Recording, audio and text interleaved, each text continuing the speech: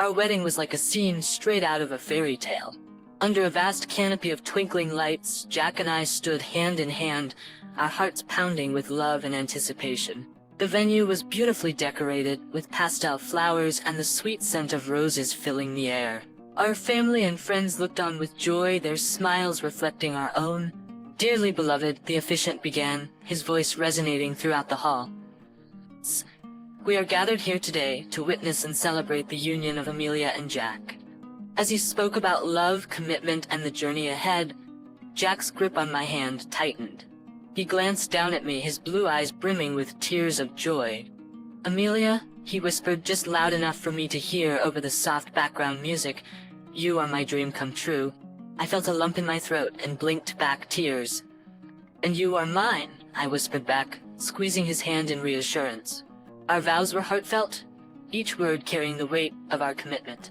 "I vow to always love, honor, and cherish you," I said, gazing into Jack's eyes. "Through all the ups and downs, for better or for worse." Jack, ever the romantic, smiled warmly.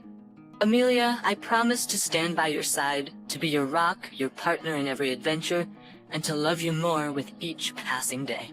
The moment we were pronounced husband and wife felt surreal. The applause, the joyous laughter, the clinking of glasses, it all blended into a harmonious background as we shared our first kiss as a married couple. The reception was a whirlwind of emotions. From our first dance to the touching speeches given by our closest friends and family, every moment was a testament to the love and bond we shared. "Here's to Amelia and Jack," my best friend, Clara, raised a toast. "May your life be filled with endless love, laughter, and countless memories." The night ended with us dancing under the stars, our silhouettes illuminated by the soft glow of the fairy lights. We were on top of the world with nothing but hope and dreams for the future. The elation from our wedding carried us through our first year together. As the months flew by, we became engrossed in planning our next big step, buying our first home. The weekends were filled with house viewings, each one a potential canvas for our shared dreams. I remember the day we found the one. It was a beautiful 2-story cottage-style house with a white picket fence surrounded by blooming rose bushes and nestled in a quiet neighborhood. The moment we stepped inside, we could envision our lives playing out within its walls. "Can you imagine us here, Amelia?" Jack asked, excitement evident in his voice as he walked into the sunlit living room, the wooden floors echoing under his footsteps. I smiled, picturing us cozying up by the fireplace. "It's perfect, Jack. I can already see us hosting dinners in the dining room and maybe, just maybe, setting up a nursery upstairs." Jack wrapped an arm around me, pulling me close. "Every dream we've ever had can come true in this place." The following weeks were a blur of paperwork and packing. The day we got the keys, we celebrated with a bottle of champagne, toasting to our new beginnings. The house, though empty, echoed with our laughter and the clinking of our glasses. As days turned into weeks, we took to furnishing our home. I had a penchant for vintage pieces, and Jack, having an artistic eye, would often sketch designs for custom-made furniture.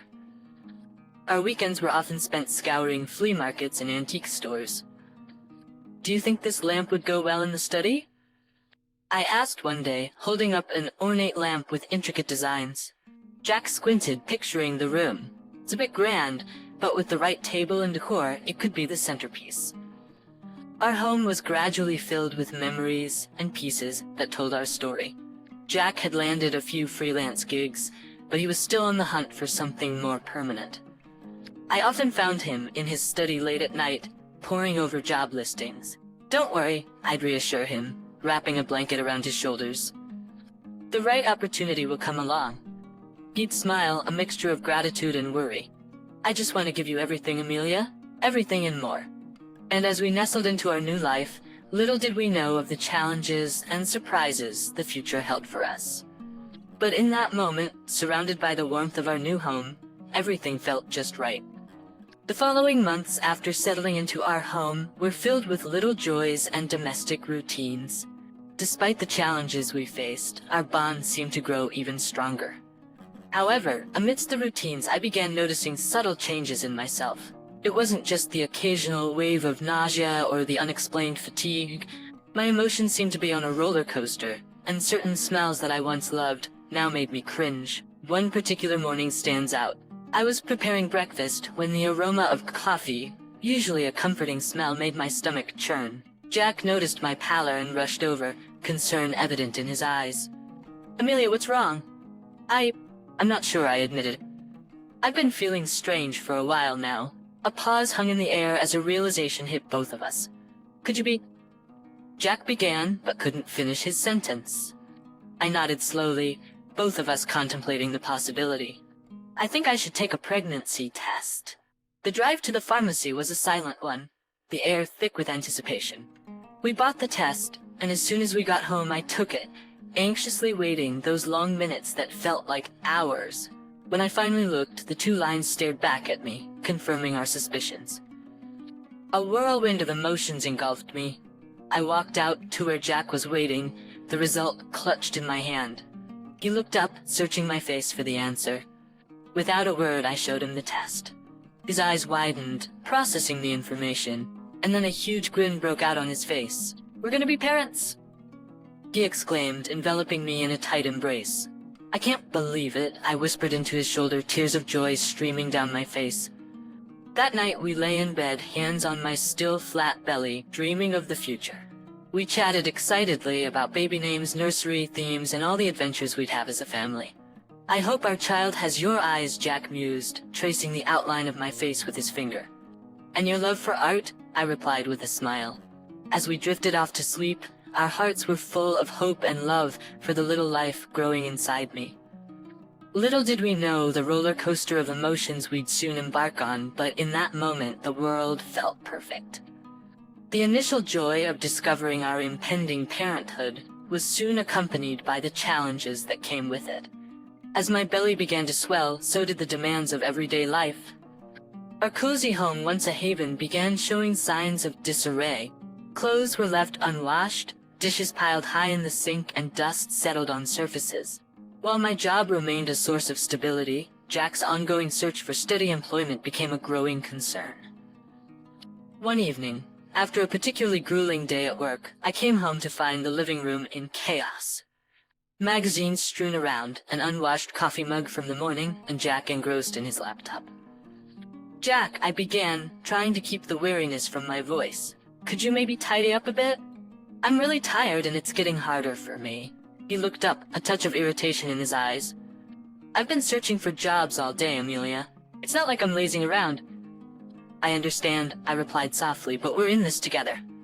The housework shouldn't fall on one person." Days turned into weeks and the pattern persisted. One morning, I found myself on my hands and knees, attempting to clean up a spill, the weight of my belly making the task almost impossible. Clara, my best friend, happened to visit that day and found me struggling. "Amelia, what are you doing?" "Where's Jack?" she exclaimed, rushing over to help me up. "In his study, I guess," I murmured, tears of frustration threatening to fall. Clara, always the protective one, knocked on Jack's study door. "Jack, you need to step up. Amelia can't do everything." Jack's response was curt. "I'm trying, okay? It's not easy for me either." This growing tension between us was palpable. Conversations that used to flow effortlessly now felt forced.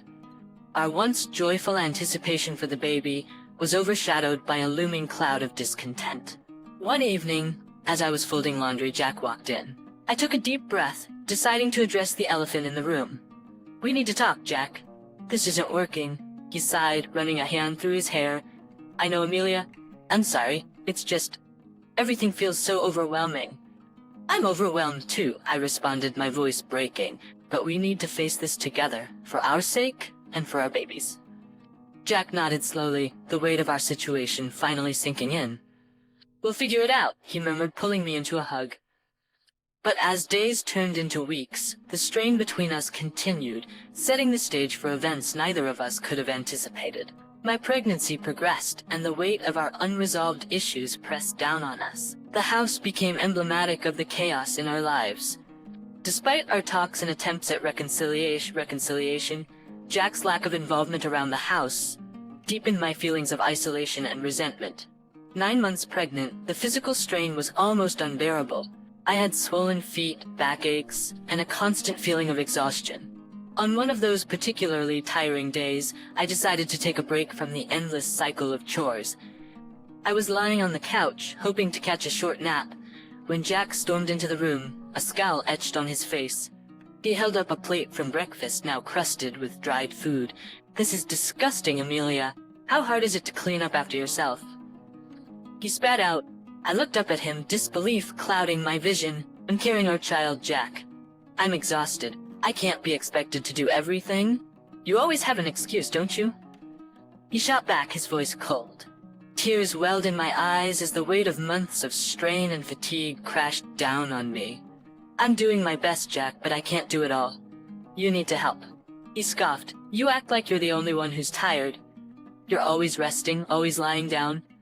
You don't even know how to maintain our home properly." I could feel my blood boiling. "I'm at my limit, Jack. I can't take this anymore." Jack's face darkened. "Maybe I made a mistake thinking you could handle this. Maybe I'd be better off without you. If you won't clean, then maybe we should just divorce." My heart raced. "Is that what you want, Jack?" I whispered, tears streaming down my face.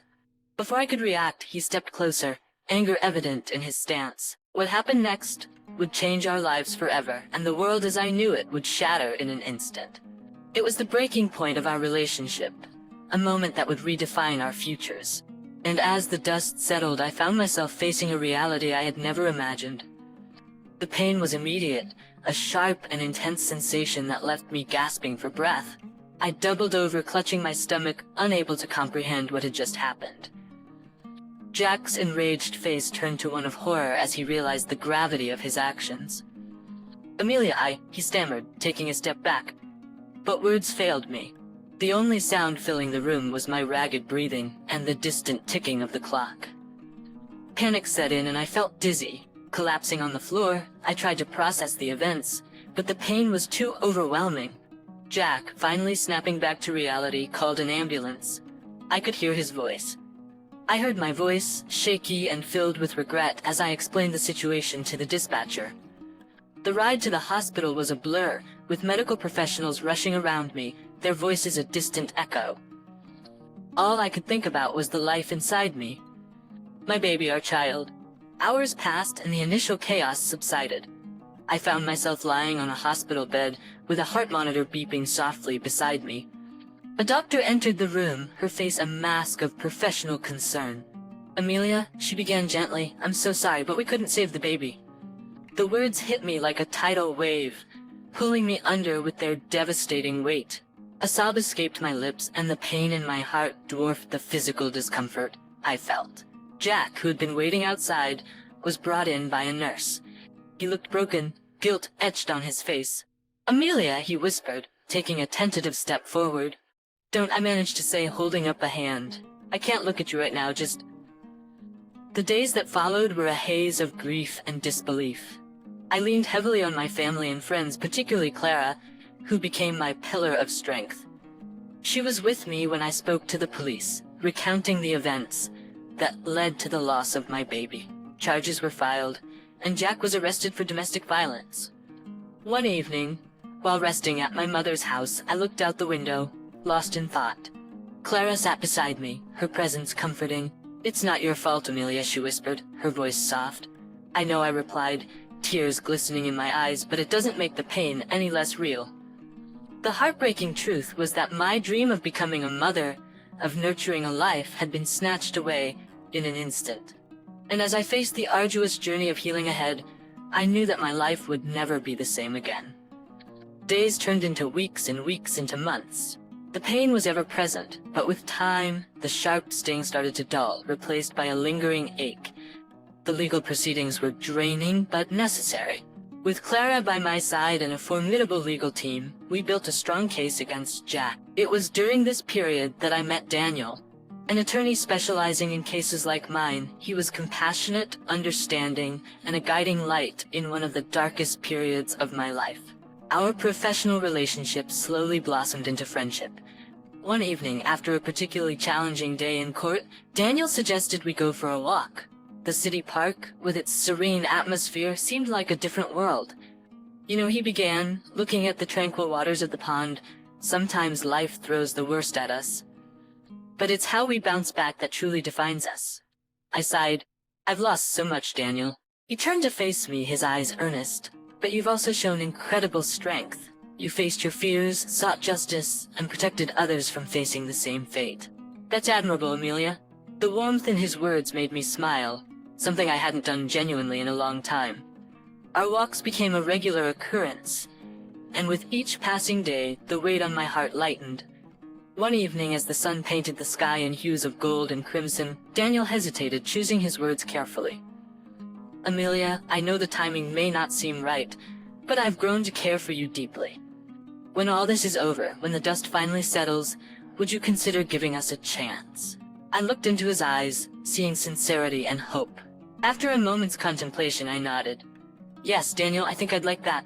The day Jack was sentenced to 9 years in prison marked the end of a painful chapter in my life. As I stepped out of the courthouse, the sun seemed a little brighter, the world a bit more hopeful. With Daniel's unwavering support, I began to rebuild. We moved to a small town where I started a support group for victims of domestic violence. Together, we turned our pain into purpose, ensuring that no one would have to suffer in silence.